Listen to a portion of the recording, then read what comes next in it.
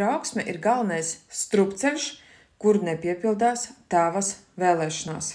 Ja tu 5 minūtes domāsi negatīvas domas par sevi, par savu nākotni, tev sabojāsies noskaņojums uz visu tev atlikušo dienu. Un tu ar šīm domām radi jau savu negatīvo likteni.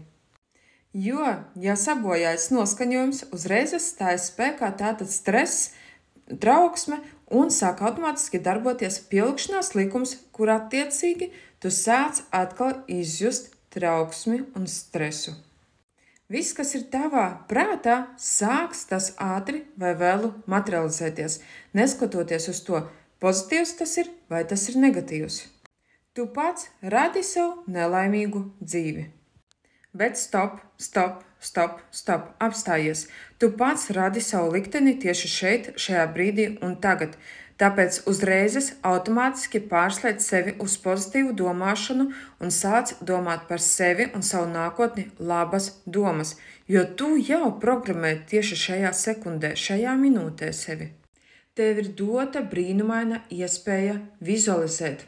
Tāpēc ņem šo metodi, pielieto un savā prātā iztēlojies bildi, iztēlojies filmu savas dzīves, kā tu gribi dzīvot. 5 vārdi, kas tevi motivēs un iedvesmos. Atkārto viņus, jo biežāk tu viņus atkārtosi un biežāk viņus analizēsi, jo ātrāk tas nosēdīsies tavā zemapziņā. Un šie vārdi skan šādi. Tieši tagad es izvēlos sev brīnišķīgu nākotni. Atkārto pēc iespējas biežāk šos vārdus, un tādā veidā tu redzēsi, lēnītēm, pakāpeniski sāksi pamanīt, kā tava dzīves situācija izmainās. Nepalaid savu dzīvi pašplūsmā, rīkojies, dari, mainies, maini savas domas, maini savas emocijas, maini savas sajūtas, un attiecīgi mainīsies arī tavas darbības un rīcības, tāpēc rīkojies. Piesakies uz kursu laimīgas attiecības pateicoties domu spēka praktikām.